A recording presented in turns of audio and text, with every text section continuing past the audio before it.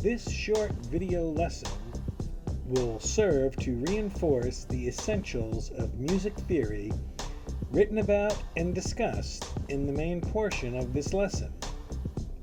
The key bits of terminology I will be covering in this video are the musical alphabet, natural notes, flats and sharps, the chromatic scale, half steps, whole steps, enharmonic spelling, double flats, double sharps.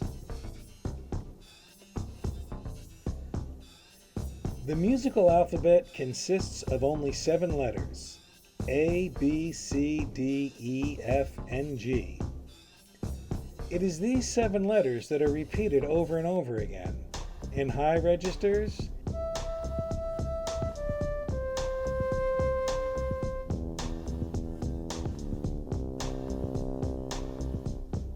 and lower registers that give each and every note in the world of music its name. Every note in music is either A, B, C, D, E, F, or G. Studying music theory is made much easier with the use of a keyboard. So let's look at the musical alphabet illustrated on a standard keyboard. You'll notice the members of the musical alphabet all fall squarely on white keys. These are called natural notes. You will also notice that in between some of these white keys are black keys. These are the notes that are called flats and sharps. For example, if I were to play this note, A, and then I were to play this note, one key higher than A, a black key, I am now playing A sharp. This note, a natural note, has been sharped or raised in pitch by one key. The symbol for a sharped note looks like a pound sign.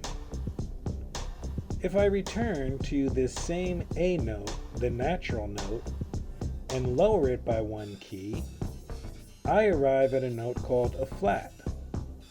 The A note, the A natural note, has now been flatted. The symbol for a flat note looks kind of like a lowercase b.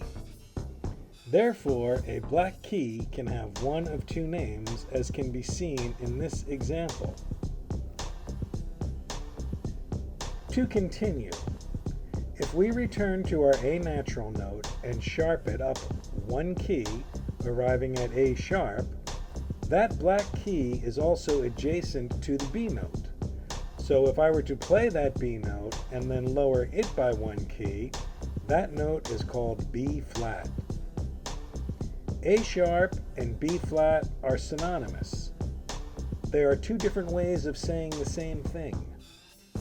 They are equal to each other and represent alternative ways to write the same note. They're called enharmonic spellings. When we write out all of the notes in the world of music with the appropriate flats and sharps, we arrive at something called the chromatic scale, which is the master scale in our world of music. The chromatic scale has 12 notes. Each note is a half step, also called a semitone, above or below another note in the chromatic scale. That means all of the notes in the chromatic scale are separated from one another by the interval of one half step.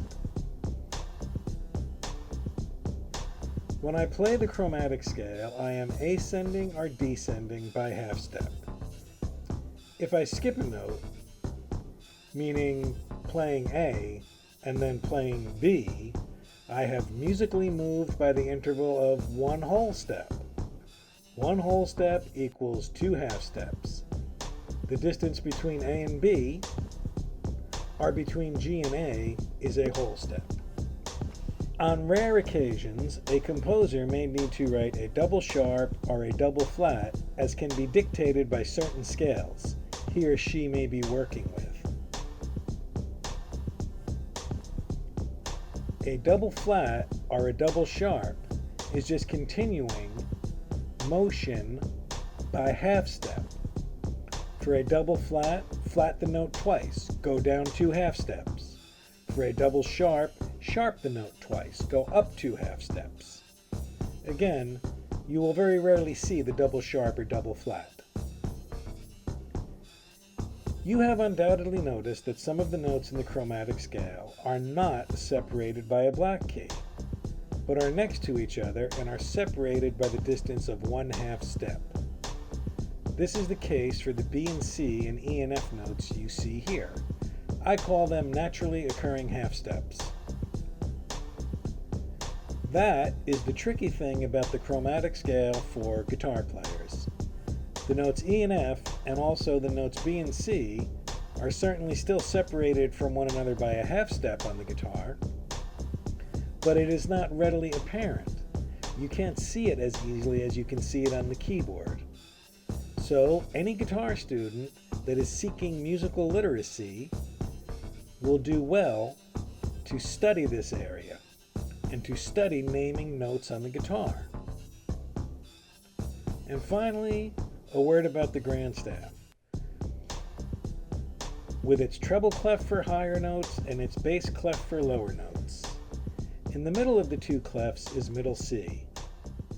Even though the bass and treble clefs are separated by a great distance, there is only one note located between the 2 clefs, and that is middle C.